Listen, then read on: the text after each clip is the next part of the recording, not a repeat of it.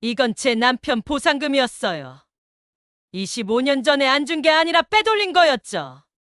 그리고 그 돈이 지금 이 사업에도 똑같이 쓰이고 있어요. 저도 증거 있어요. 날짜도 다 조작됐어요. 지금 뭐 하는 짓입니까? 생방송 중에. 순간 정적에 휩싸였어요. 사람들은 웅성거리고 카메라는 모든 걸 담고 있었습니다. 과연 무슨 일이 있었던 걸까요? 도장만 찍으시면 됩니다. 어르신. 경로당 형광등 아래 38살 도윤상의 목소리가 낮게 깔리는데요.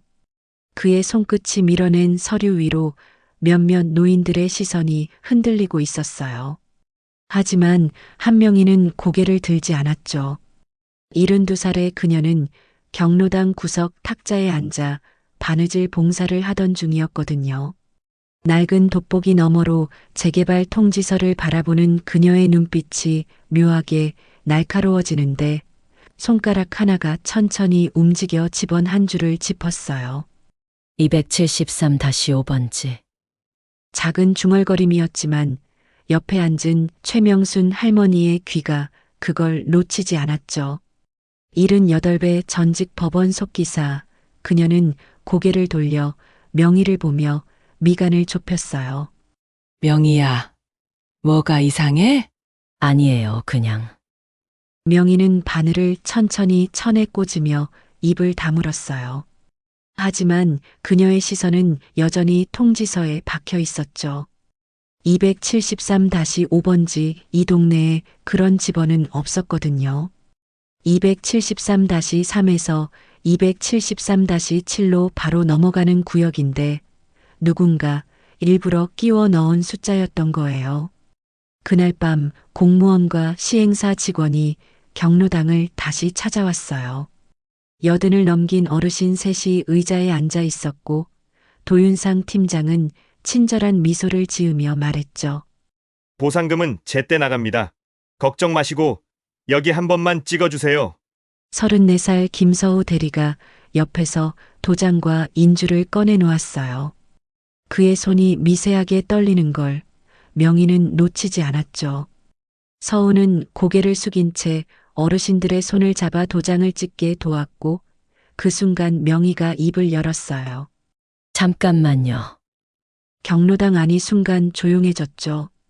도윤상의 미소가 얼어붙었고 김서우는 고개를 들어 명희를 봤어요. 273-5번지요. 이 동네에 그런 집원은 없어요. 어르신. 그건 행정구역 재조정 과정에서 재조정은 공고가 먼저 나가야 하는 거 아닌가요? 전 그런 거 못 봤는데. 명희의 목소리는 차분했지만 그 안에 담긴 무게가 달랐어요. 도윤상은 잠시 멈칫하더니 서류를 챙기며 일어섰죠. 다음에 다시 설명드리겠습니다. 오늘은 이만. 그들이 나간 뒤 경로당은 다시 조용해졌어요. 명순이 명희의 어깨를 툭 쳤죠. 명희야, 괜히 건드렸다가 우리만 손해보는 거 아니야? 모르겠어요, 언니. 근데 뭔가 이상해요. 명희는 그날 밤 집으로 돌아와 오래된 서랍을 열었어요. 30년 전 남편이 산업재해로 세상을 떠난 뒤 정리해둔 서류 뭉치가 거기 있었죠. 그 안에서 낡은 수첩 하나를 꺼냈는데요. 표지에는 1995년 사건 기록이라고 희미하게 적혀 있었어요. 수첩을 펼치자 남편의 필체가 보였죠. 공사 현장 명단, 하도급 업체 이름, 그리고 보상금 지급 항목들이 빼곡했어요. 명희는 돋보기를 쓰고 한 줄 한 줄 읽어내려갔고 어느 순간 손가락이 멈췄어요. 대한건설 재개발 1구역. 그 이름이 오늘 통지서에 적힌 시행사 이름과 일치했던 거예요. 우연일까요? 명희는 수첩을 덮고 창밖을 오래 바라봤어요. 어둠 속에서 경로당 불빛이 희미하게 보였죠. 뭘 숨기는 거지? 그녀의 혼잣말이 작은 방 안에 떨어졌어요. 그리고 명희는 천천히 가방에서 오래된 금속 배지를 꺼냈죠. 검찰청 금융범죄수사지원팀이라는 글자가 세월에 닳아 희미했지만 그녀의 눈빛은 그 어느 때보다 선명했어요. 다음 날 아침 명희는 경로당으로 향했어요. 언니, 나 좀 도와줄 수 있어요? 명수는 커피 봉지를 놓고 명희를 봤어요. 명희의 표정이 달라져 있었죠. 뭘? 기록이요. 언니 속기 아직 되잖아요. 명수는 잠시 망설이다 고개를 끄덕였어요. 그리고 명희는 가방에서 수첩을 꺼내 테이블 위에 펼쳤죠. 이거 보세요. 30년 전 사건인데 지금 우리 동네 재개발하는 회사랑 이름이 같아요. 명순이 돋보기를 끼고 수첩을 들여다봤어요. 그녀의 손가락이 한 줄을 짚더니 멈췄죠. 이거 산재 보상금 미지급 항목 아니야? 맞아요. 그리고 여기 이니셜 보세요. KDS 우리 남편 이름이에요. 명순의 얼굴이 굳었어요. 명희는 조용히 말을 이었죠. 언니, 이거 우연이 아닐 것 같아요. 뭔가 연결돼 있어요. 경로당 창밖으로 아침 햇살이 들어왔지만 두 여자의 얼굴엔 그림자가 짙게 드리워져 있었어요. 위임장에 도장 찍었는데 보증금을 못 받았대요. 경로당 문이 벌컥 열리며 한 여성이 헐레벌떡 뛰어들어왔어요. 손에는 구겨진 서류가 쥐어져 있었죠. 명희와 명순, 그리고 몇몇 노인들이 고개를 돌렸어요. 무슨 소리야? 그게? 명순이 물었고 그 여성은 숨을 몰아쉬며 말했어요. 옆 동네 김씨 할매요. 시행사에서 위임장 받아가더니 보증금을 딴 데로 돌렸다는 거예요. 연락도 안 된대요. 경로당 안이 술렁이기 시작했죠. 명희는 조용히 자리에서 일어나 그 여성에게 다가갔어요. 정확히 뭐라고 하던가요? 시행사 쪽에선 절차상 문제라고만 하고 구청에선 민사 문제라며 손을 떼버렸대요. 할매는 지금 울고불고 난리예요. 명희의 눈빛이 차갑게 가라앉았어요. 그녀는 고개를 돌려 벽에 붙은 재개발 통지서를 다시 봤죠. 273-5번지. 존재하지 않는 집원. 고이구나. 명희의 혼잣말을 명순만 들었어요. 명순이 조용히 물었죠. 명희야, 왜 그래? 명희는 대답하지 않았어요. 대신 가방을 챙겨 경로당을 나섰죠. 명순이 황급히 뒤따라갔고요. 명희야, 구청에 좀 다녀올게요. 명희의 발걸음이 빨라졌어요. 명수는 헐떡이며 따라가다가 명희의 팔을 붙잡았죠. 명희야, 진정해. 우리가 뭘 할 수 있겠어? 괜히 건드렸다간. 언니, 명희가 멈춰서서 명순을 봤어요. 그녀의 눈엔 눈물이 글썽이고 있었죠. 우리 남편도 그렇게 죽었어요. 절차상 문제라더니 보상금도 제대로 안 나왔고 결국 혼자 남겨졌던 거예요. 이번에도 또 그럴 거예요. 명수는 할 말을 잃었어요. 명희는 눈물을 닦으며 다시 걷기 시작했죠.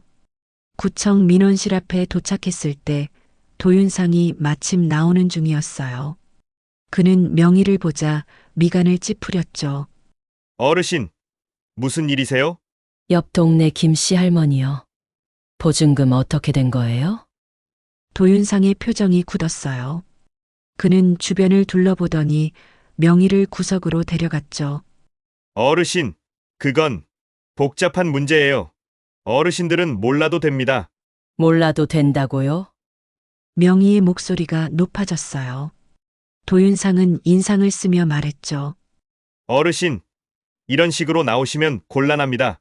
재개발은 법적 절차에 따라 진행되는 거고 어르신들이 감정적으로 감정적. 내가 지금 감정적으로 보여요? 명희는 가방에서 무언가를 꺼냈어요. 오래된 금속 배지였죠. 도윤상의 눈이 커졌어요. 검찰청 금융범죄수사지원팀 20년 일했어요. 장부 대조, 동길 추적.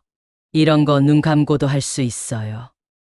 명희의 목소리는 차분했지만 그 안에 담긴 무게가 달랐어요.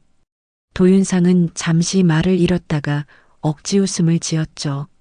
어르신, 그게 옛날 일이잖아요. 지금은 지금도 똑같아요. 돈은 거짓말 안 하거든요. 명희는 배지를 도윤상의 눈앞에 들이밀었어요. 그리고 나지막이 말했죠. 273-5번지. 없는 집원이에요. 왜 통지서에 넣었죠? 도윤상의 얼굴이 창백해졌어요. 그는 한 발짝 뒤로 물러서더니 급히 돌아섰죠. 어르신, 다음에 다시 얘기합시다. 그가 사라진 뒤 명순이 명희에게 다가왔어요. 명희야, 너 진짜 할 거야? 명희는 배지를 다시 가방에 넣으며 고개를 끄덕였어요. 해야죠. 이대로 두면 우리 동네도 똑같아질 거예요. 그날 밤 명희는 집에서 오래된 수첩을 다시 펼쳤어요. 남편의 필체가 적힌 페이지들을 넘기며 그녀는 작은 노트에 뭔가를 적기 시작했죠. 하도급 업체 이름, 계좌번호 흔적, 보상금 항목들. 먼저 팀을 만들어야 해. 명희의 혼잣말이 방 안에 떨어졌어요. 그리고 그녀는 휴대폰을 꺼내 명순에게 전화를 걸었죠. 언니, 내일 아침 일찍 경로당으로 와줄 수 있어요? 할 얘기가 있어요. 다음 날 이른 아침 경로당 작은 방에 4명이 모였어요. 명희, 명순, 그리고 63세 택시기사 김태현, 70의 전직 집배원 박순덕. 명희는 테이블 위에 수첩과 재개발 통지서를 펼쳐놓으며 말했어요. 다들 이상하다고 생각 안 해요? 갑자기 재개발 얘기 나오고 도장 찍으라고 쫓아다니고. 태연이 팔짱을 끼고 말했죠. 그게 원래 그런 거 아닌가? 돈 되니까 밀어붙이는 거지. 아니에요. 이건 달라요. 명희는 통지서를 가리키며 설명했어요. 273-5번지. 이 동네엔 없는 집원이에요. 근데 왜 넣었을까요? 의도적으로 헷갈리게 만들려는 거예요. 순덕이 돋보기를 끼고 통지서를 들여다봤어요. 진짜네. 나도 이 동네 30년 넘게 살았는데 이 집원은 처음 봐. 명순이 조용히 말했죠. 명희야, 그래서 우리가 뭘 할 수 있는데? 명희는 수첩을 펼쳐 보였어요. 여기 보세요. 30년 전에도 똑같은 일이 있었어요. 대한건설, 지금 우리 동네 재개발하는 회사랑 이름이 같아요. 산재 보상금 미지급, 위임장 조작 다 똑같아요. 그럼? 돈기를 찾아야 해요. 보증금이 어디로 가는지, 누가 중간에서 빼돌리는지. 그걸 증명하면 막을 수 있어요. 태연이 고개를 저었어요. 할매, 그게 말처럼 쉬운 줄 알아요? 우린 늙은이들이야. 젊은 놈들이 컴퓨터로 다 처리하는 걸 어떻게? 컴퓨터 필요 없어요. 명희의 목소리가 단호했어요. 돈은 결국 사람 손을 거쳐요. 계좌, 서류, 도장. 다 흔적이 남아요. 우리가 그걸 찾으면 돼요. 방안이 조용해졌어요. 명순이 먼저 입을 열었죠. 내가 도울게. 기록은 내가 할게. 순덕이 고개를 끄덕였어요. 나도. 동선 파악은 내가 제일 잘 알지. 태연이 한숨을 쉬며 말했죠. 아이고, 에라 모르겠다. 나도 껴줘요. 밤에 돌아다니는 건 내가 해볼게요. 명희는 세 사람을 돌아보며 작게 웃었어요. 그리고 테이블 위에 펼쳐진 수첩을 가리키며 말했죠. 고마워요, 다들. 그럼 시작할까요? 경로당 창밖으로 아침 해가 떠올랐지만 작은 방 안엔 긴장감이 맴돌고 있었어요. 명희는 노트를 펼치며 나지막이 중얼거렸죠. 먼저 동기를 찾아야 해. 이 자식들 정말 치밀하게 짰네. 경로당 작은 방 테이블 위로 펼쳐진 서류들 사이에서 명희의 혼잣말이 떨어졌어요. 이른둘에 그녀는 돋보기를 벗고 관자놀이를 눌렀죠. 며칠간 밤을 새운 흔적이 눈가에 짙게 드리워져 있었어요. 최명순이 따뜻한 보리차를 건네며 물었어요. 뭐가 보여? 페이퍼 컴퍼니예요, 언니. 최소 5개는 되는 것 같아요. 명희는 테이블 위에 지도를 펼쳤어요. 그리고 빨간 실을 꺼내 특정 지점들을 이어가기 시작했죠. 구청 민원과 시행사 사무실, 은행 3곳, 그리고 이름만 다른 부동산 중개소 4곳. 여기서 여기로, 그리고 다시 여기로. 돈이원을 그리며 돌아요. 결국 같은 주머니로 들어가는 거예요. 김태원이 지도를 들여다보며 고개를 끄덕였어요. 내가 어제 택시 돌리면서 봤는데 이 중개소들 불 켜진 적이 없어. 간판만 있고 유령 회사죠. 명의만 빌려준 거예요. 명희는 실끝을 마지막 지점에 고정하며 말했어요. 붉은 실들이 거미줄처럼 얽혀 하나의 중심을 가리키고 있었죠. 시행사 본사. 박순덕이 낡은 수첩을 펼치며 말했어요. 내가 30년 집배원 하면서 이 동네 부동산들 다 아는데 이 중개소들 이름은 작년부터 갑자기 생긴 거야. 실제 거래는 하나도 없었고 그럼 재개발 준비하면서 만든 거네요. 명순이 노트에 빠르게 뭔가를 적었어요. 오래 익힌 속기 습관 덕분에 그녀의 손은 여전히 정확했죠. 명희야, 그럼 우리 이제 뭐 해야 돼? 명희는 지도를 바라보며 생각에 잠겼어요. 손가락이 천천히 실을 따라 움직였죠. 증거를 모아야 해요. 돈이 어디로 가는지, 누가 받는지. 그리고 그녀는 잠시 말을 멈추더니 수첩의 한 페이지를 펼쳤어요. 남편의 필체로 적힌 산재 보상금 미지급 항목이 보였죠. 이것도 확인해야 해요. 30년 전 일이 지금이랑 연결돼 있는지. 태연이 팔짱을 끼며 물었어요. 그래서 구체적으로 뭘 어떻게? 명희는 노트를 펼치고 세 사람을 돌아보며 말했어요. 태연 씨는 시행사 직원들 동선을 체크해 주세요. 누가 어디 들르는지, 특히 은행이랑 중개소 쪽으로요. 블랙박스 영상도 확보해 주시고. 알았어. 춘덕 씨는 구청 민원 접수 내역 좀 봐주실 수 있어요? 재개발 관련해서 누가 언제 뭘 냈는지. 거기 아직 아는 사람 있죠? 있지. 민원과에 내 후배 하나 있어. 물어볼게요. 명순 언니는 우리가 모은 거 전부 기록해 주세요. 날짜, 시간, 장소, 사람.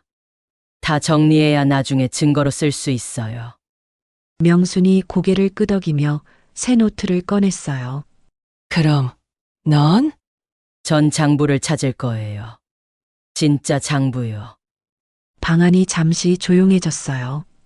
태연이 조심스럽게 물었죠. 그게 어디 있는지 알아? 몰라요. 근데 반드시 있어요. 이렇게 정교하게 돈을 돌리려면 정리된 장부가 있어야 하거든요. 명희는 지도 위의 실을 다시 한번 훑어봤어요. 그리고 중심점 시행사 본사에 검은 펜으로 X 표시를 했죠. 여기서 시작할게요. 다음 날 아침 명희는 시행사 앞 카페에 앉아 있었어요. 창밖으로 출근하는 직원들이 보였죠. 그녀는 휴대폰으로 사진을 찍기 시작했어요. 얼굴, 시간, 차량 번호 하나하나 기록했어요. 그때 김서우가 건물에서 나왔어요. 그는 담배를 피우며 주변을 두리번거리더니 휴대폰을 꺼냈죠. 명희는 멀리서 그의 모습을 지켜봤어요. 서우의 손이 떨리고 있었거든요. 저 친구 뭔가 있어. 명희의 중얼거림이 작게 흘러나왔어요. 그녀는 서우가 건물 안으로 들어갈 때까지 지켜본 뒤 카페를 나섰죠. 그날 오후 경로당에 4사람이 다시 모였어요. 태연이 USB를 꺼내며 말했어요. 어제 블랙박스 영상이야. 밤 10시에 시행사 팀장놈이 은행 ATM에 들렀어. 근데 일반 은행이 아니라 이 유령 중개소 앞 ATM이었어. 밤 10시에? 그래요. 뭔가 급하게 뽑는 것 같더라고. 명순이 노트를 넘기며 말했어요. 그 시간 되면 기록에 안 남으려고 일부러 그런 거 아니야? 맞아요. 명희는 USB를 받아들며 고개를 끄덕였어요. 순덕이 종이 한 장을 꺼냈죠. 구청 민원과에서 받아온 건데 재개발 관련 서류 접수가 작년 11월부터 시작됐어요. 근데 재밌는 게 첫 접수가 주민이 아니라 이 페이퍼 컴퍼니 중 하나였어. 주민동에 전에 먼저 서류를 넣었다는 거네요. 그렇지. 순서가 바뀐 거죠. 명희의 눈빛이 날카로워졌어요. 그녀는 지도를 다시 펼치고 새로운 정보들을 표시하기 시작했죠. 빨간 점, 파란 선, 검은 화살표. 퍼즐이 맞춰지고 있었어요. 이제 언론 제보 순서를 정해야 해요. 명순이 펜을 들며 물었어요. 언론. 벌써? 아니요, 아직은 아니에요. 근데 준비는 해야죠. 우리가 증거를 다 모았을 때 한 번에 터뜨려야 해요. 명희는 노트에 순서를 적기 시작했어요. 첫째, 구청 민원 접수 타이밍 정리. 둘째, 블랙박스 영상 편집. 셋째, 페이퍼 컴퍼니 연결고리 도표 작성. 넷째, 그녀의 손이 잠시 멈췄어요. 그리고 진짜 장부라고 적었죠. 이게 핵심이에요.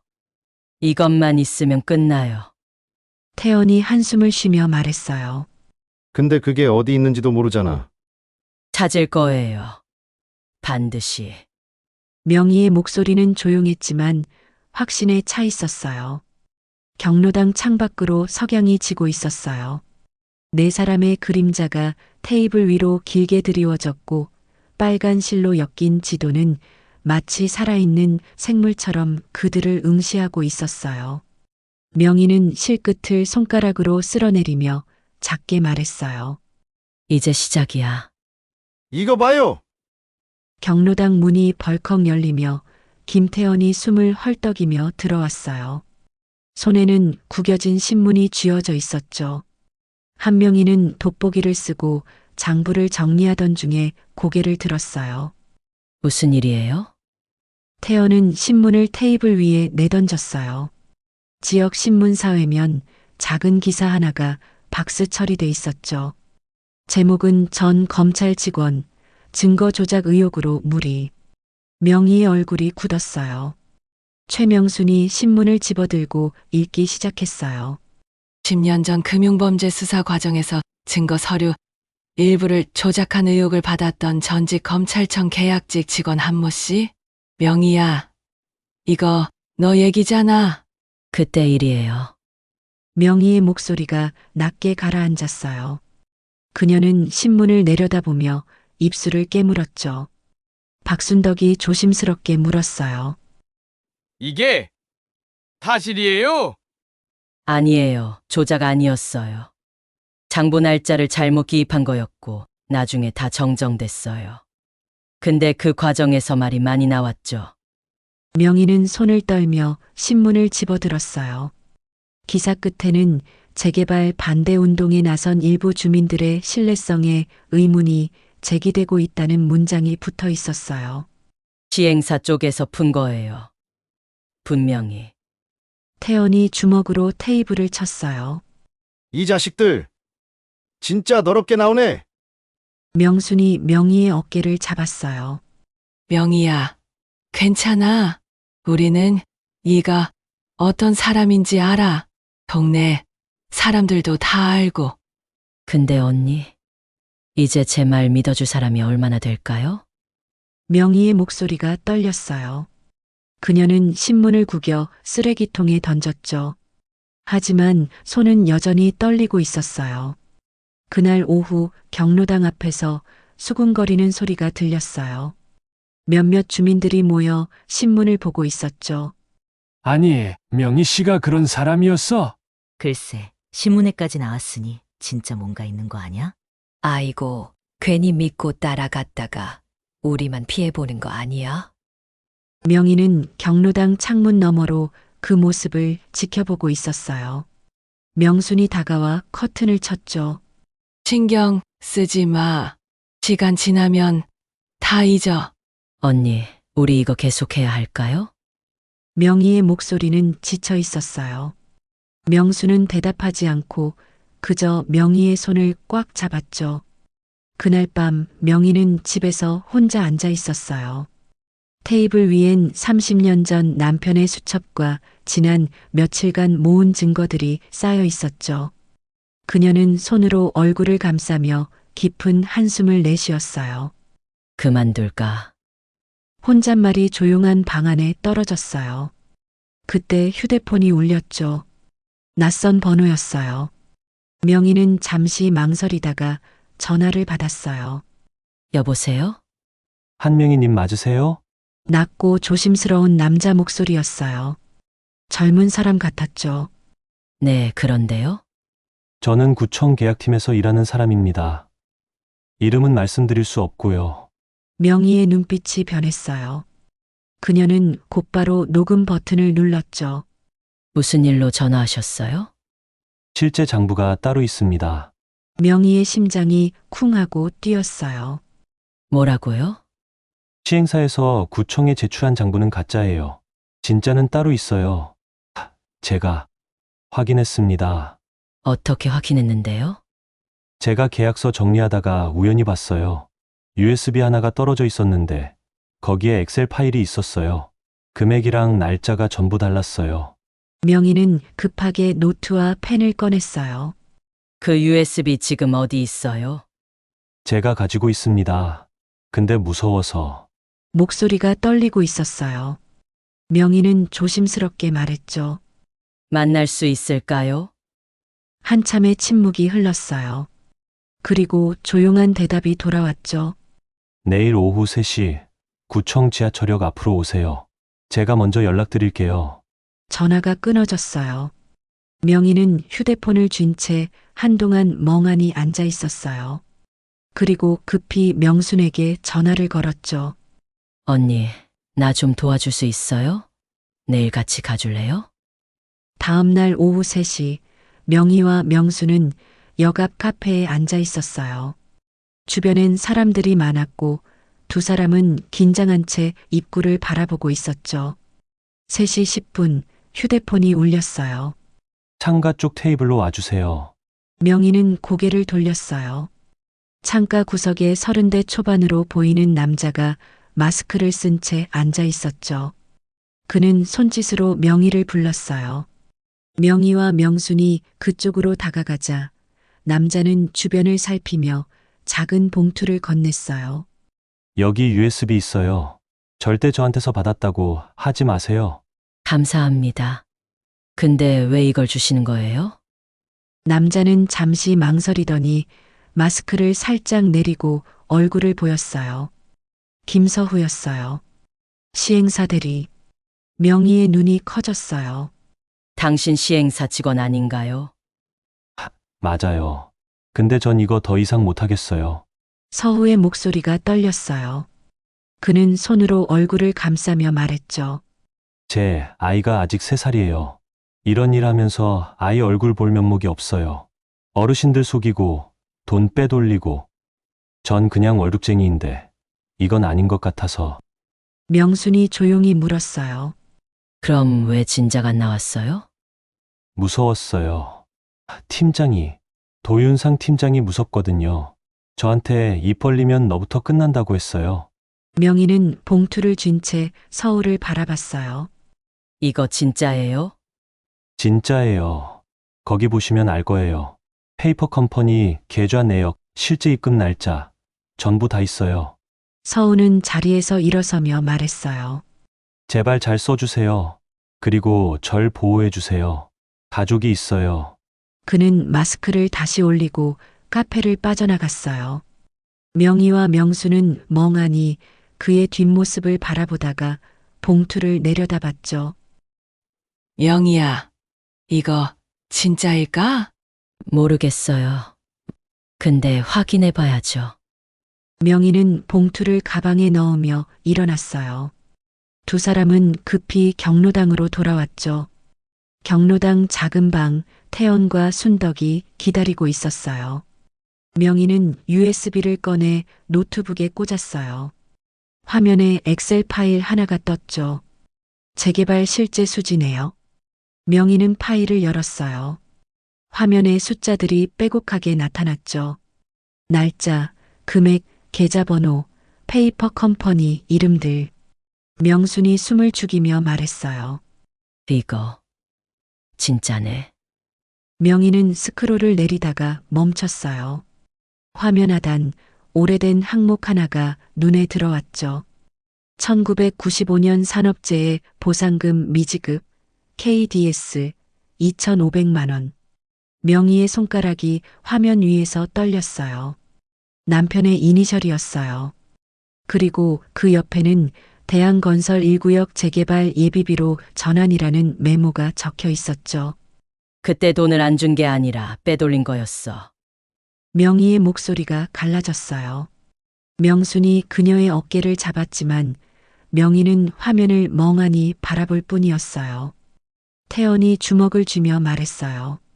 이 자식들 진짜 끝까지 가야겠네. 명희는 눈물을 닦으며 고개를 끄덕였어요.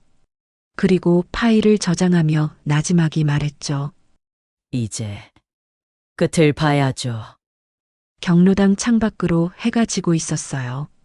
네 사람의 그림자가 어둠 속으로 길게 늘어졌고 노트북 화면만이 작은 방을 밝히고 있었죠. 명희는 USB를 빼내며 가방 깊숙이 넣었어요. 그리고 지도를 다시 펼치며 중얼거렸어요. 이제 진짜 시작이야. 새벽 5시 한명희의 휴대폰이 울렸어요. 김태연의 목소리가 흥분돼 있었죠. 명희는 잠에서 깨어 전화를 받았어요. 무슨 일이에요, 태연 씨? 시행사 놈들이 실수했어요. 어젯밤에 사무실에서 서류 버리는 거 봤거든. 내가 주워왔어요. 지금 어디예요? 경로당이요. 빨리 와봐요. 명희는 급히 옷을 입고 경로당으로 향했어요. 도착했을 때 태연이 테이블 위에 구겨진 서류들을 펼쳐놓고 있었죠. 커피 얼룩과 잿더리, 자국이 묻은 종이들이었어요. 이거 휴지통 옆에 버려진 거예요. 근데 봐. 이거 태연이 가리킨 서류는 장부 사본 일부였어요. 명희는 돋보기를 쓰고 자세히 들여다봤죠. 날짜, 금액, 계좌번호가 적혀 있었고 그 아래 작은 글씨로 메모가 붙어 있었어요. 산재 미지급 항목 처리 완료. 1995년 8월 23일. 명희의 손이 멈췄어요. 1995년 8월? 그녀는 급히 가방에서 남편의 낡은 수첩을 꺼냈어요. 수첩을 넘기다가 한 페이지에서 멈췄죠. 남편의 필체로 적힌 날짜가 보였어요. 1995년 8월 23일 회사 측과 면담 예정. 보상금 지금 약속받음. 그날이 남편이 추락사고로 세상을 떠나기 하루 전이었어요. 명희의 얼굴이 창백해졌어요. 그녀는 서류와 수첩을 나란히 놓고 비교하기 시작했죠. 태연이 조심스럽게 물었어요. 이거 무슨 뜻이에요? 보상금 받으려던 날, 그날 우리 남편이 사고를 당했어요. 명희의 목소리가 떨렸어요. 그녀는 서류를 다시 들여다봤죠. 그리고 작은 글씨로 적힌 이니셜을 발견했어요. KDS 처리 완료. 처리 완료. 처리 완료라고? 명희의 손가락이 종이를 쥐어뜯을 듯 떨렸어요. 태연이 그녀의 어깨를 붙잡았죠. 진정해요. 일단 진정하고. 진정이 돼요? 이게 우연이라고 생각해요? 남편이 보상금 받으러 간 날 죽었고 그날 장부엔 처리 완료하고 적혀 있어요. 명희의 목소리가 커졌어요. 태연은 할 말을 잃었죠. 그때 경로당 문이 열리며 최명순과 박순덕이 들어왔어요. 명순이 명희의 얼굴을 보자마자 달려왔죠. 명희야, 무슨 일이야? 얼굴이 왜 그래? 명희는 대답하지 않고 서류를 명순에게 건넸어요. 명순이 읽어 내려가다가 얼굴이 굳었죠. 이거 진짜야? 모르겠어요. 근데 날짜가 맞아요. 남편이 죽은 날짜랑. 순덕이 조용히 물었어요. 그럼 명희 씨 남편이 사고가 아니었다는 거야? 침묵이 흘렀어요. 아무도 대답하지 않았죠. 명희는 자리에서 일어나 창밖을 바라봤어요. 새벽 하늘이 서서히 밝아오고 있었어요. 알아봐야 해요. 당시 사고 기록을. 어떻게? 남편 사고 보고서요. 경찰서에 있을 거예요. 명희는 가방을 챙기며 말했어요. 명순이 급히 그녀의 팔을 붙잡았죠. 명희야, 위험해. 혼자 가면 안 돼. 괜찮아요, 언니. 전 괜찮아요. 아니야. 안 괜찮아. 내가 같이 갈게. 명수는 가방을 메고 명희와 함께 경로당을 나섰어요. 태연과 순덕은 서로를 바라보다가 한숨을 쉬었죠. 오전 10시 명희와 명수는 경찰서 민원실에 앉아 있었어요. 담당 경찰관이 서류를 뒤적이며 말했죠. 1995년 사고 기록이요? 오래됐는데. 잠깐만요. 한참 후 경찰관이 낡은 파일 하나를 들고 왔어요. 여기 있네요. 김대수 씨, 산업재해 추락 사고. 명희는 떨리는 손으로 파일을 받았어요. 사고 경위서, 현장 사진, 목격자 진술서. 그녀는 한 장 한 장 넘기며 읽었죠. 오전 9시 30분경 공사 현장 5층 비계에서 추락. 목격자 없음. 안전장비 미착용 상태. 명희는 다음 페이지를 넘겼어요. 현장 사진이 나왔죠. 쓰러진 남편의 모습, 흩어진 공구들, 그리고 이거 뭐예요? 명희의 손가락이 사진 한 구석을 짚었어요. 비계 밑에 떨어진 작은 가방이 보였죠. 남편이 항상 들고 다니던 서류 가방이었어요. 왜 가방이 저기 있어요? 추락했으면 몸 근처에 있어야 하는 거 아닌가요? 경찰관이 사진을 들여다보더니 고개를 갸우뚱했어요. 글쎄요. 당시엔 그냥 사고로 처리됐는데. 명희는 파일을 다시 넘겼어요. 목격자 진술서가 없었죠. 목격자 없음이라고만 적혀 있었어요. 목격자가 정말 없었어요. 공사장인데. 보고서엔 그렇게 나와 있네요. 명희는 파일을 덮으며 깊은 한숨을 쉬었어요. 명순이 그녀의 손을 잡았죠. 복사 좀 할 수 있을까요? 가능합니다. 유족이시니까요. 명희는 파일 전체를 복사해서 들고 경찰서를 나왔어요. 차 안에서 그녀는 사진을 다시 들여다봤죠. 가방, 공구들, 그리고 비계 난간. 언니, 이거 이상해요. 뭐가? 난간이 부러진 게 아니라 풀려 있어요. 볼트가 빠진 거예요.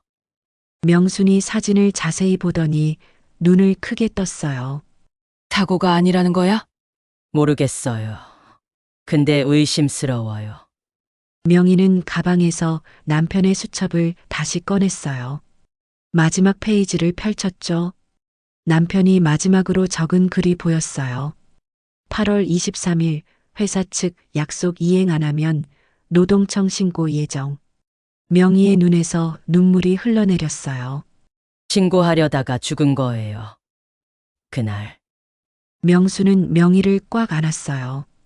차 안에서 명희의 흐느낌만이 들렸죠. 그날 밤 경로당에 4사람이 모였어요. 명희는 사고 보고서, 사본과 현장 사진들을 테이블 위에 펼쳤어요. 봐요, 다들. 이게 우연일까요?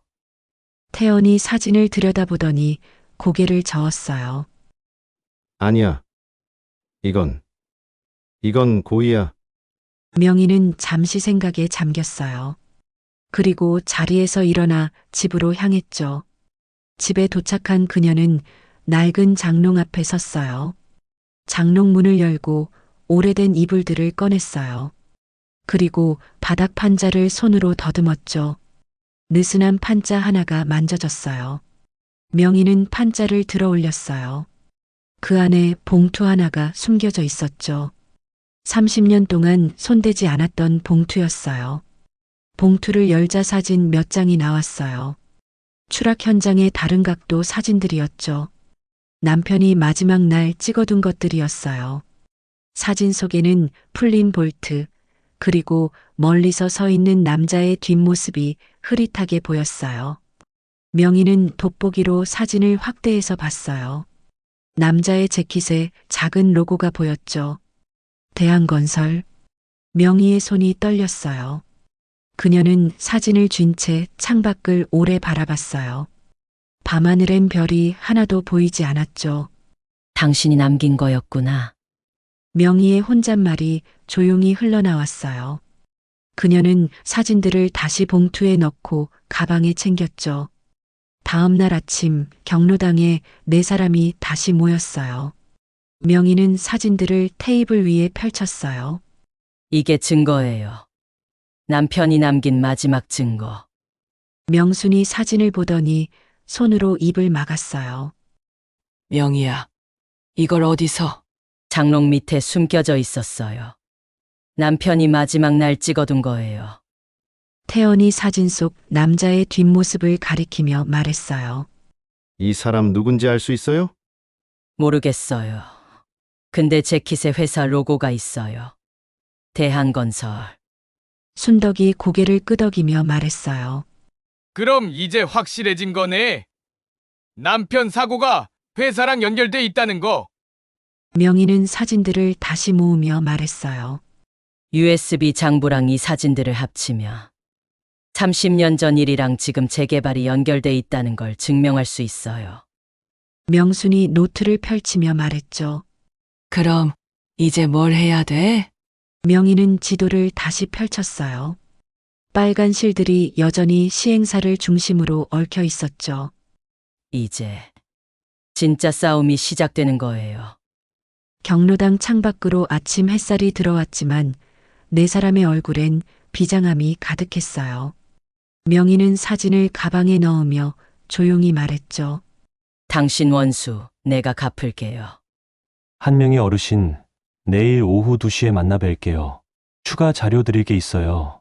휴대폰 너머로 김서후의 목소리가 들려왔어요.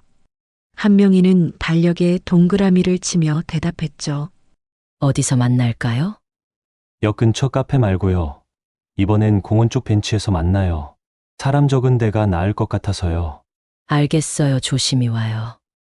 전화를 끊고 명희는 최명순에게 말했어요. 내일 서우 씨가 추가 자료 준다고 해요. 같이 갈래요, 언니? 당연하지. 혼자 보내면 내가 불안해. 다음 날 오후 1시 50분, 명희와 명수는 공원 벤치에 앉아 있었어요. 주변엔 산책 나온 사람들이 몇몇 보였고 2사람은 조용히 서우를 기다렸죠. 2시가 되었지만 서우는 나타나지 않았어요. 2시 10분, 2시 20분. 명희는 휴대폰을 확인했지만 연락이 없었어요. 이상한데. 늦는다는 연락도 없고. 명순이 주변을 두리번거리며 말했어요. 좀 더 기다려볼까? 그때였어요. 공원 입구 쪽에서 검은색 승용차 2대가 들어왔죠. 차들이 멈춰섰고 정장을 입은 남자들이 내렸어요. 명희의 얼굴이 굳었어요. 남자 하나가 경찰 배지를 꺼내 보이며 다가왔어요. 한명희 씨 맞으시죠? 네, 맞는데 무슨 일이에요? 재개발 관련 협박 및 업무 방해 혐의로 조사가 필요합니다. 동행해 주시죠. 협박이요. 제가 언제요? 명희는 자리에서 일어나며 항변했지만 경찰은 이미 영장을 꺼내 보이고 있었어요. 압수수색 영장입니다. 휴대폰과 노트북 임의 제출해 주세요. 영장이요? 이게 무슨... 명순이 명희 앞을 막아섰어요. 아니, 왜 갑자기 이러는 거예요? 우리가 뭘 잘못했다고? 방해하지 마십시오. 수사에 협조 안 하시면 공무집행방해로 처리됩니다. 경찰 한 명이 명희의 가방을 요구했어요. 명희는 떨리는 손으로 가방을 내밀었죠. 경찰은 가방을 뒤지기 시작했고 휴대폰과 USB 그리고 서류 뭉치를 꺼냈어요. 이것들 전부 가져가겠습니다. 잠깐만요. 그 안에 중요한 자료들이... 조사 끝나면 돌려드립니다. 일단서에 동행해 주시죠. 명희는 경찰차에 태워졌고 명수는 멍하니 그 모습을 지켜볼 수밖에 없었어요. 경찰서 조사실 명의는 형광등 아래 앉아 있었어요. 건너편엔 형사 한 명이 서류를 넘기고 있었죠. 한명희 씨, 시행사 직원 도윤상 씨가 명예훼손과 업무방해로 고소했습니다. 제가 뭘 어떻게 했는데요? SNS와 동네 주민들에게 시행사가 사기를 친다고 유언비어를 퍼뜨렸다고 하던데요. 유언비어가 아니에요. 증거가 있어요. 장부도 있고 사진도. 증거요. 어디 있는데요? 명의는 말을 멈췄어요. 가방 속에 있던 USB와 서류들이 모두 압수당한 상태였죠. 가방에 있었어요. 방금 가져가셨잖아요. 아, 그거요. 확인해봤는데 별 내용 없던데요. 개인 사진 몇 장이랑 메모장 정도. 명의의 얼굴이 창백해졌어요. 그럴 리가 없어요. USB 안에 장부 파일이 분명히 있었어요. 없었습니다. 다시 한번 확인해봐도 되는데 시간 낭비일 것 같은데요. 형사는 서류를 덮으며 자리에서 일어났어요. 오늘은 이만 가보세요. 추가 조사 필요하면 연락드리겠습니다. 명의는 비틀거리며 경찰서를 나왔어요. 밖에서 명순이 기다리고 있었죠. 명희야, 괜찮아? USB가 비어 있대요, 언니. 뭐라고? 파일이 없대요. 사진이랑 메모만 있었대요. 명순의 얼굴이 굳었어요. 두 사람은 급히 경로당으로 향했죠. 경로당에 도착했을 땐 이미 해가 지고 있었어요. 김태형과 박순덕이 초조하게 기다리고 있었죠. 아니, 무슨 일이야? 명희는 힘없이 의자에 주저앉으며 말했어요. 증거가 다 사라졌어요. 뭐요? USB 파일도 없어지고 서류도 압수당했어요. 휴대폰도 가져갔고. 태연이 주먹으로 테이블을 쳤어요. 이 자식들이 짜고 친 거잖아. 서우, 그 자식이 우리 함정에 빠뜨린 거야. 순덕이 급히 말했어요. 백업은 파일 백업 안 해뒀어요? 명희는 고개를 저었어요. USB 하나밖에 없었어요. 서우 씨가 준 거 그거밖에. 미쳤네. 진짜 어떡하냐? 이제 명순이 떨리는 목소리로 말했어요. 그럼 우리가 모은 거 다 날아간 거야? 침묵이 흘렀어요. 네 사람은 서로를 바라볼 뿐이었죠. 명희는 두 손으로 얼굴을 감싸며 깊은 한숨을 내쉬었어요. 제 잘못이에요. 제가 조심했어야 했는데. 명순이 명희의 어깨를 잡았어요. 네 잘못 아니야. 저쪽에서 너무 치밀하게 준비한 거지. 그때 경로당 문이 벌컥 열렸어요. 동네 이장이 급하게 들어오며 종이 한 장을 내밀었죠. 명희 씨, 이거 경로당 앞에 붙어 있었어요. 명희는 종이를 받아 읽었어요. 강제 퇴거 집행 예고 2주 후라는 제목이 크게 적혀 있었죠. 재개발 동의율이 80% 넘었대요. 나머지는 강제로 진행한다고. 명희의 손이 떨렸어요. 종이가 바닥에 떨어졌죠. 태연이 종이를 집어들고 있더니 구겨버렸어요. 이 자식들 끝까지 밀어붙이겠다는 거네. 명순이 눈물을 닦으며 말했어요. 명희야, 우리 이제 어떻게? 증거도 없는데. 명희는 대답하지 않았어요. 그녀는 창밖을 멍하니 바라보고 있었죠. 어둠 속에서 경로당 불빛만이 희미하게 빛나고 있었어요. 그날 밤 명희는 혼자 집으로 돌아왔어요. 텅 빈 테이블 위엔 압수당한 서류들이 있던 자리만 남아 있었죠. 명희는 의자에 앉아 고개를 떨구었어요. 30년 전 남편의 수첩도 현장 사진들도 USB도 모두 사라졌어요. 이제 어떡하지? 혼잣말이 조용한 방 안에 떨어졌어요. 명희는 책상 서랍을 열었어요. 그 안엔 오래된 금속 배지만 덩그러니 남아 있었죠. 검찰청 금융범죄수사지원팀. 명희는 배지를 손에 쥔 채 오랫동안 앉아 있었어요. 눈물이 흘러내렸지만 닦지 않았죠. 새벽 2시 명희는 여전히 책상 앞에 앉아 있었어요. 그녀는 천천히 서랍 제일 밑을 열었어요. 거기엔 오래된 연습장 하나가 있었죠. 연습장을 펼치자 빼곡하게 적힌 숫자들이 나타났어요. 날짜, 금액, 계좌번호. 명희가 USB 파일을 처음 받았을 때 혹시 몰라 손으로 베껴 적어둔 것들이었어요. 원본은 내가 만든다. 명희의 혼잣말이 어둠 속에서 울렸어요. 그녀는 돋보기를 쓰고 연습장을 다시 펼쳤죠. 떨리는 손으로 페이지를 넘기며 하나하나 확인하기 시작했어요. 창밖엔 여전히 어둠이 깔려 있었지만 작은 방 안에는 책상 스탠드 불빛만이 외롭게 빛나고 있었어요. 명희는 펜을 쥐고 새로운 노트를 펼쳤어요. 그리고 연습장의 숫자들을 하나씩 옮겨 적기 시작했죠. 2주. 2주면 충분해. 그녀의 눈빛이 다시 살아났어요. 배지를 노트 옆에 놓고 명희는 밤새 숫자들과 싸웠어요.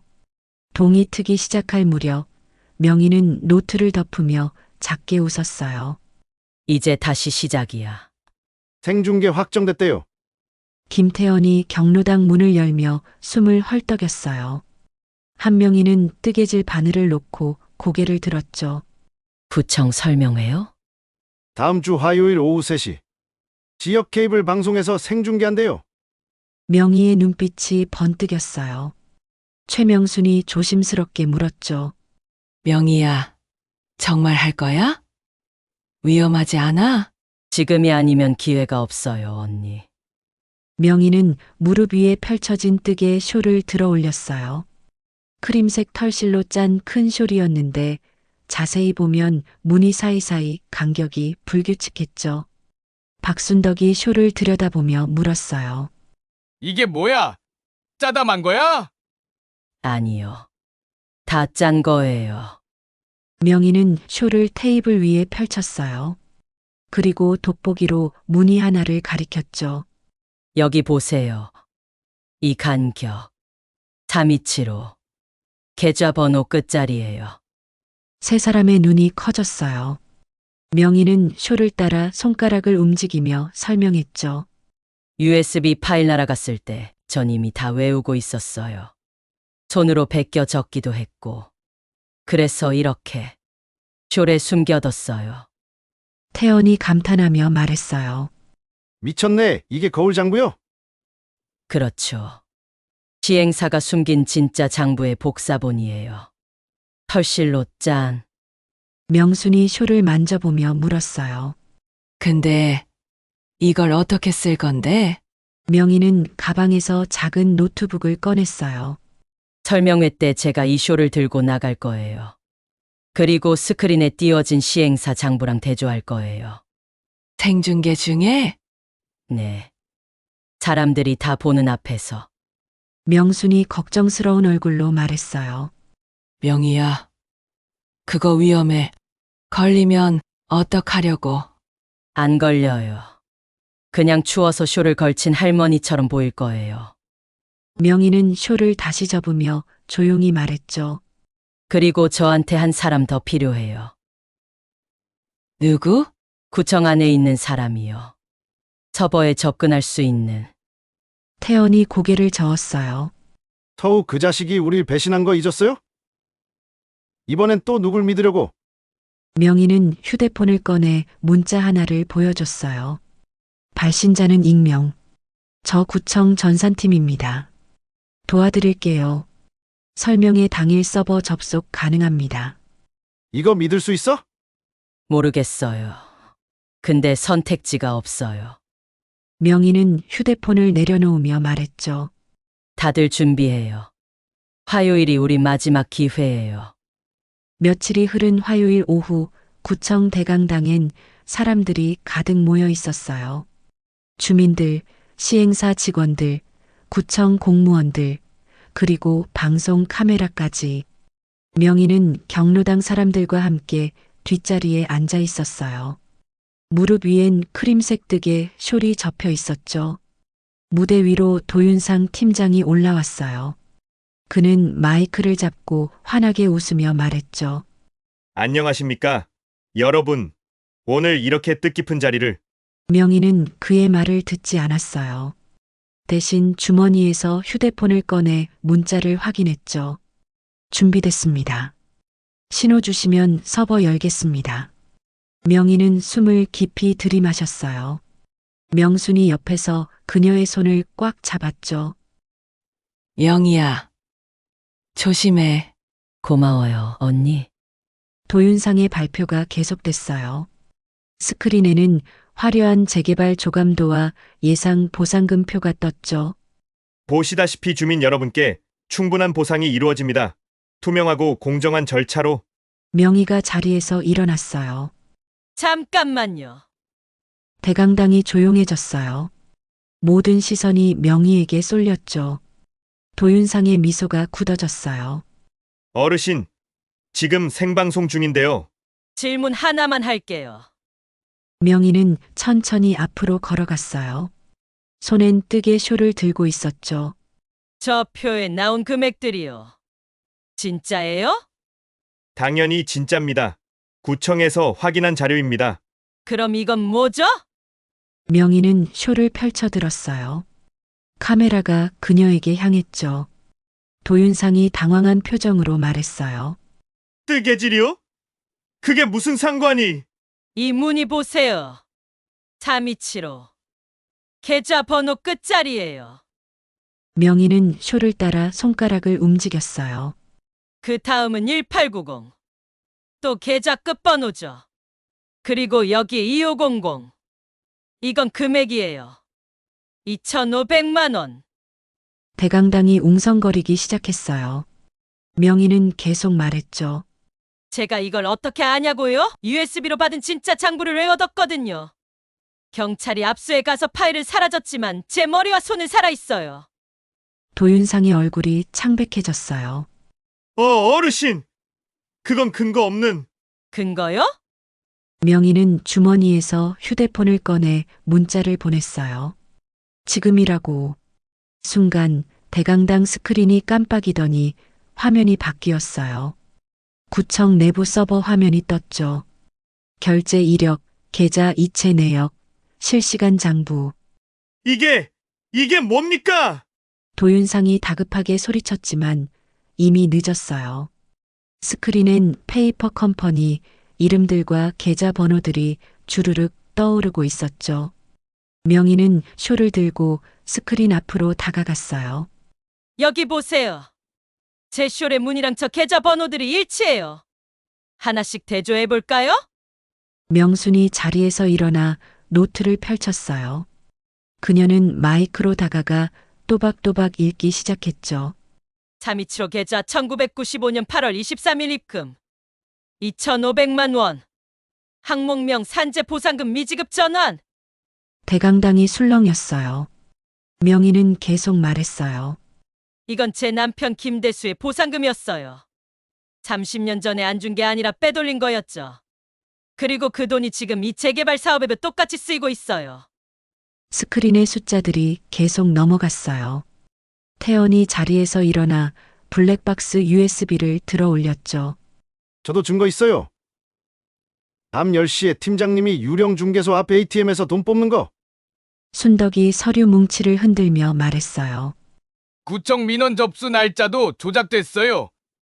주민 동의 전에 먼저 서류 넣은 거 다 기록돼 있어요. 도윤상은 말을 잃었어요. 그는 뒤로 물러서다 마이크 선에 걸려 비틀거렸죠. 그때 한 마이크에 그의 목소리가 잡혔어요. 망했다. 김대수 사건까지 엮이면 대강당이 순간 정적에 휩싸였어요. 도윤상은 자신이 말한 걸 깨닫고 얼굴이 하얗게 질렸죠. 제 남편 이름을 어떻게 알아요? 명희의 목소리가 낮게 깔렸어요. 그건 당신들이 죽인 거 맞죠? 대강당이 폭발했어요. 사람들이 웅성거리기 시작했고 카메라는 모든 걸 담고 있었죠. 구청장이 급히 무대로 올라왔어요. 지금 당장 중계 끊어.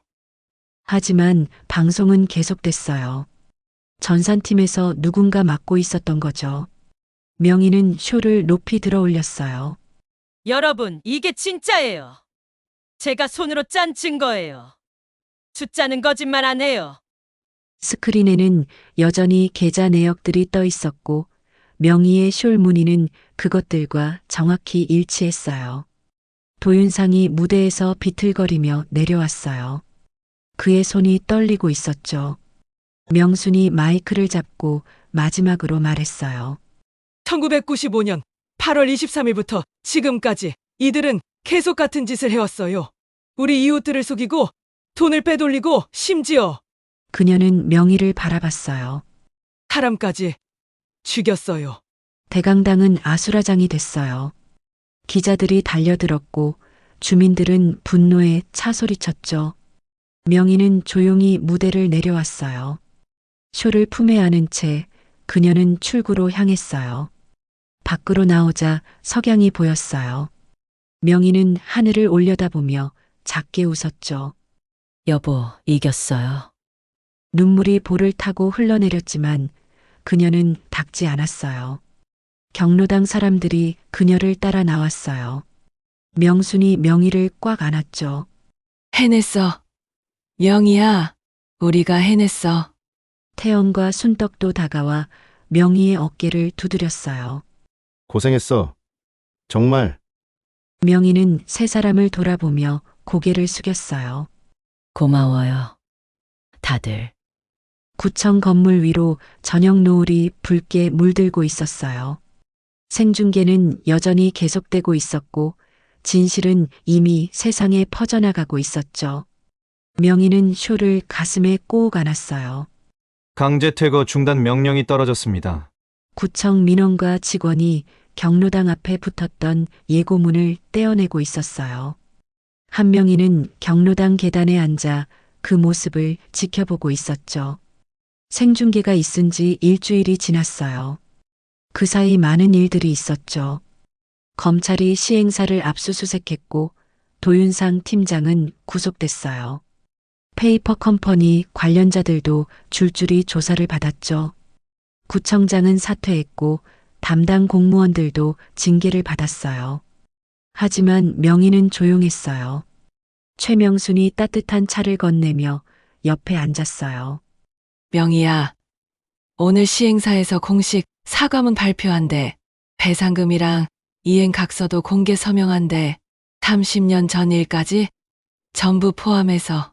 명희는 차를 받아들고 한 모금 마셨어요. 따뜻한 온기가 목을 타고 내려갔죠. 남편도 이제 편히 쉴 수 있겠네요. 명순이 명희의 어깨를 토닥였어요. 너도 이제 좀 쉬어. 고생 많았어. 오후 2시 구청 앞 광장에 사람들이 모였어요. 시행사 관계자들이 단상 위에 섰고 그들 앞엔 카메라와 기자들이 즐비했죠. 도윤상의 상사였던 시행사 대표가 고개를 숙였어요. 이번 재개발 과정에서 주민 여러분께 큰 피해와 고통을 드린 점 진심으로 사과드립니다. 그는 종이를 펼쳐 읽기 시작했어요. 특히 1995년 산업재해 사고로 돌아가신 고 김대수님의 유족분께 30년간 지급하지 못한 보상금과 1호금을 즉시 지급할 것을 약속드립니다. 명희는 멀리서 그 모습을 지켜보고 있다가 돌아서서 경로당으로 향했어요. 명순이 뒤따라오며 물었죠. 그냥 가려고? 기자들이 인터뷰하고 싶어 하던데. 필요 없어요, 언니. 전 이제 조용히 살고 싶어요. 두 사람은 경로당으로 돌아왔어요. 김태형과 박순덕이 차를 준비해 두고 있었죠. 왔어요. 어떻게 됐어요? 사과하고 배상 약속했대요. 그럼 이제 진짜 끝난 거네? 명희는 고개를 끄덕이며 자리에 앉았어요. 네 사람은 조용히 차를 마셨죠. 한참의 침묵 끝에 태연이 입을 열었어요. 이제 뭐 할 거요? 뭐 하긴요. 뜨개질하고 바느질하고 그냥 살죠. 아깝네. 할매 실력이면 뭐든 할 수 있을 것 같은데. 명희는 작게 웃으며 말했어요. 실력은 무슨 그냥 숫자 좀 볼 줄 아는 늙은이에요. 명순이 차를 내려놓으며 말했죠. 근데 있잖아. 요즘 동네에서 명희 찾는 사람들이 많더라. 왜요? 서류 좀 봐달라고. 계약서. 이상한 거 없나 봐달라고. 은행 문서 확인해달라고. 순덕이 거들었어요. 맞아. 나도 어제 옆 동네 할머니한테 전화 받았어. 명희 씨 연락처 알려달라고. 명희는 난처한 표정을 지었어요. 에이, 그럴 일 없을 텐데. 아니야. 어르신들은 어려운 서류 보면 무서워하잖아. 근데 네가 옆에서 설명해주면 안심이 되는 거지. 명희는 잠시 생각에 잠겼어요. 창밖으로 경로당 마당이 보였죠. 햇살이 따스하게 내리쬐고 있었어요. 그럼 모임을 할까요? 서류 읽기 모임이요. 일주일에 한 번씩 경로당에서. 어려운 계약서나 통지서 있으면 가져오라고 하고 제가 같이 봐드리는 거예요. 명순의 얼굴이 환해졌어요. 그거 좋은데? 나도 도울게. 기록은 내가 하고. 태연이 고개를 끄덕였어요. 나도 껴줘. 필요하면 차로 모시고 오고. 순덕도 손을 들었죠. 나도 동네 홍보는 내가 할게. 명희는 네 사람을 돌아보며 웃었어요. 그럼 다음 주 화요일부터 시작할까요? 좋아.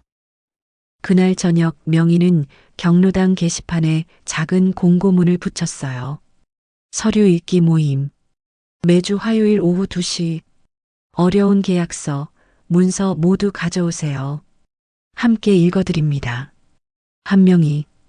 공고문을 붙이고 나서 명희는 경로당 작은 방을 정리하기 시작했어요. 책상을 닦고 의자를 정렬하고 돋보기와 노트를 준비해뒀죠. 명순이 문간에 기대서서 그 모습을 지켜봤어요. 명희야, 행복해 보여. 그래요? 응, 오랜만에 보는 표정이야.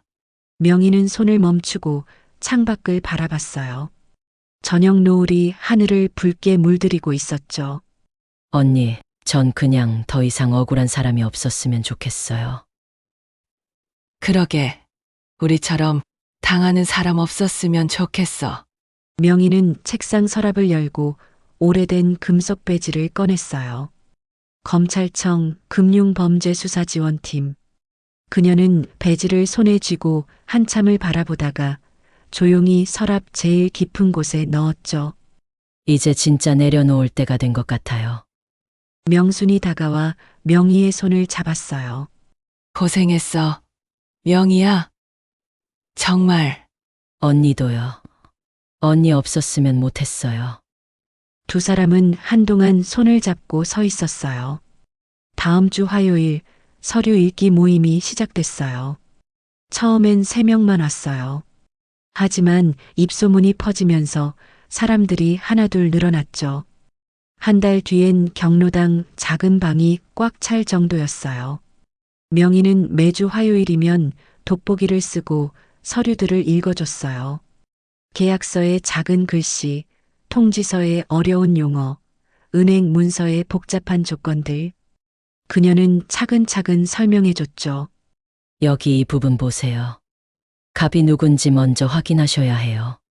그게 여러분인지 상대방인지에 따라 의미가 달라지거든요. 아, 그렇구나. 그리고 여기 작은 글씨로 된 거, 이게 제일 중요해요. 크게 쓴 건 누구나 보지만 작게 쓴 건 사람들이 놓치기 쉽거든요. 사람들은 고개를 끄덕이며 메모했어요. 모임이 끝나고 사람들이 하나둘 돌아갈 때 한 할머니가 명희에게 다가왔어요. 명희 씨, 고마워요. 덕분에 이상한 계약 안 하고 잘 넘어갔어요. 우리 동네에 명희 씨 같은 사람이 있어서 아주 든든해요. 명희는 그 말을 듣고 살짝 웃었어요. 해가 지고 경로당 불이 하나둘 꺼졌어요. 명희는 마지막으로 방문을 잠그며 게시판을 바라봤죠. 다음 주 모임 공고가 붙어 있었고 그 밑엔 누군가 작은 쪽지를 붙여뒀어요. 명희 선생님 감사합니다. 덕분에 살았어요. 명희는 쪽지를 떼어 주머니에 넣었어요. 그리고 경로당 계단을 천천히 내려갔죠. 집으로 가는 길, 가로등 불빛 아래 그녀의 그림자가 길게 늘어졌어요. 명희는 하늘을 올려다봤죠. 별 하나가 유난히 반짝이고 있었어요. 오늘 이야기는 여기까지입니다. 72의 평범한 할머니가 동네를 지켜낸 이야기 어떠셨나요? 때로는 가장 낮은 자리에서 가장 큰 빛이 나오기도 합니다. 명희 할머니처럼 포기하지 않고 끝까지 진실을 찾아낸 용기 있는 분들이 우리 곁에 계시기에 세상은 조금씩 나아지는 게 아닐까요? 혹시 여러분 주변에도 이런 부당함을 겪고 계신 분이 있다면 작은 관심과 용기가 큰 힘이 될 수 있습니다. 오늘 이야기가 마음에 드셨다면 구독과 좋아요, 그리고 알림 설정 꼭 부탁드려요. 여러분의 작은 관심 하나가 더 좋은 영상을 만드는데 큰 힘이 됩니다. 그리고 댓글로 여러분의 생각을 들려주세요. 이야기 중 가장 인상 깊었던 장면은 무엇이었나요? 혹시 주변에서 비슷한 일을 겪으신 적 있으신가요? 긴 시간 동안 시청해 주셔서 진심으로 감사드립니다. 다음에도 더 좋은 이야기로 찾아뵙겠습니다. 여러분, 오늘도 좋은 하루 보내세요. 구독, 좋아요, 알림 설정 잊지 마세요. 감사합니다.